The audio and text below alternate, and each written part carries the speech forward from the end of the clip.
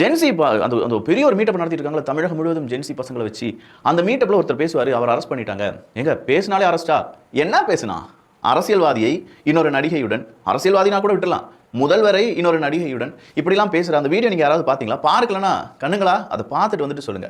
சஞ்சய் இவருக்கு கூப்பிடுறாராமா, சஞ்சய் கூப்பிட்டு எங்க அப்பா எங்க அப்படின்னு சொல்லி கேட்பாராமா, உங்க அப்பா பனையூர் அப்படின்னு அங்க நடிகை கூட, அப்போ உங்க அப்பா இங்க ஒரு நடிகை கூட, இப்படி ஒரு கேவலமான அப்படின்னு சொல்லி முதல்வரை திட்டக்கூடிய இந்த விஷயத்த நேராக நம்ம கோபாலபுரத்தில் போய் கேட்டோம்னு வச்சுக்கோங்களேன்.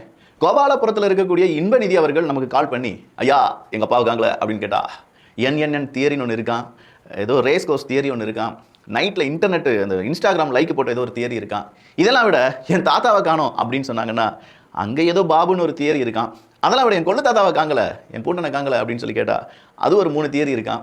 பல தியரி இருக்கப்பா. யார் அசிங்கப்படுத்துறன்னு நினச்சிக்கிட்டு இந்த மாதிரி பேசுறீங்கன்னா, இந்த மாதிரியான விஷமத்தனமான பிரச்சாரத்தை செய்த ஒருத்தனை அரெஸ்ட் பண்ணுறது அப்படிங்கிறது, சார் நீ பேசுனது அவதூறு சார், நீ பேசுனது மிகப்பெரிய அளவில் கொச்சையான வார்த்தைகள் சார். ஒரு அப்பா மகனுடைய அந்த ரிலேஷன்ஷிப் ஆல்ரெடி அது கேஸில் இருக்க என்ன வேணாலும் இருந்துட்டு போட்டு, இதே மாதிரி எல்லா அரசியல்வாதிகளுக்கு பின்னாடியும் பின்புலத்தில் ஏகப்பட்ட கலீஜிகள் இருக்குது, ஏகப்பட்ட குப்பைகள் இருக்குது. இந்த குப்பைகள்லாம் கிளறி எல்லாரும் பேச ஆரம்பிச்சிட்டாங்கன்னா மாற்றி மாற்றி அடிச்சுக்கிட்டு போறீங்க. மக்களுக்கு என்ன வேணும்னு பேச சொன்னால் நாங்கள் இவரை தான் டார்கெட் பண்ணுவோம், எங்களுடைய டார்கெட்டே அவர் தான் அப்படின்னு சொல்லி அவர் ஸ்டைலே பேசுறது, அதுக்கு சரியான பதிலடியை ஒவ்வொரு விர்ச்சுவல் வாரியர்ஸ் அப்படிங்கிறவங்க எனக்கு அந்த வீடியோவை போஸ்ட் பண்ணி இதெல்லாம் பேசினா அதெல்லாம் அரெஸ்ட் பண்ணாமல் இருக்க முடியுமா அப்படிங்கிற கேள்வியை மக்களிடையே கேட்க ஆரம்பிக்க வச்சிட்டாங்க. ஸோ இங்கே மறுபடியும் திமுக தோல்வியில் முடிகிறது.